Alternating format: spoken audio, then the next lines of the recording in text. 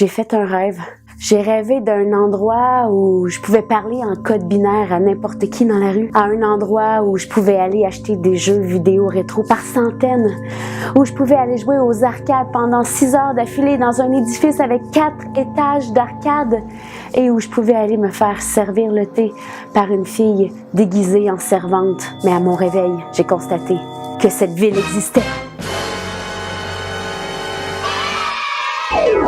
あの交差点でみんながもしスキップをしてもしあの街の前 Salut, bienvenue à Geeky. Aujourd'hui, je vous parle de la ville des geeks au Japon, Akihabara, aussi appelée Akiba.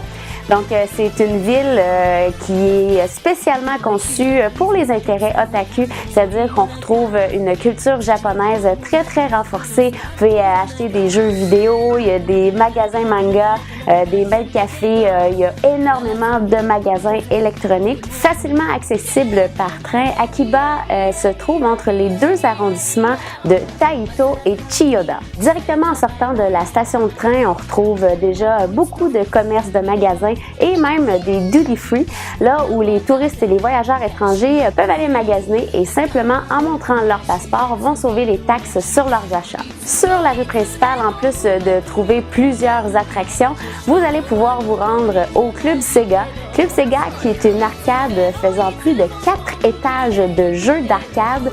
Je sais, c'est complètement fou. Et ils ont même un système où vous pouvez aller challenger les joueurs qui sont déjà en pleine partie. Tout ce que vous avez à faire, c'est à vous installer dans la machine qui est juste face à lui et vous allez pouvoir commencer à jouer et le challenger. Akiba est également le Home Sweet Home des maid cafés.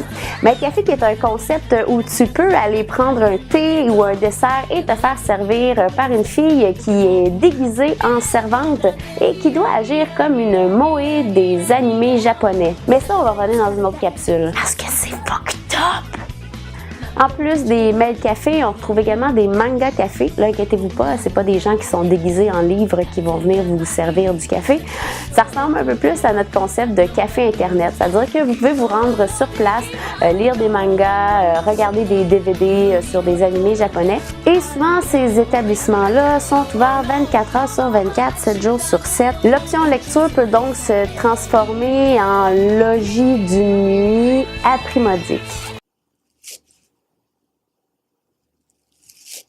Le quartier compte quelques attractions populaires comme le magasin Softmap qui se spécialise dans l'électronique et la vente d'ordinateurs. Il y a également le Tokyo Anime Center, là où vous aurez compris, où c'est des expositions sur les animés, donc il y a des vidéos, des gadgets, des jeux, des jouets. On a également Super Potato qui est un magasin qui est extrêmement populaire et reconnu pour sa vente de jeux vidéo rétro. Et on a également Tsukumo Robot Kingdom qui, vous le comprendrez, vend des pièces de robots. Donc à chaque personne qui a déjà gagné un morceau de robot, c'est de là que ça vient.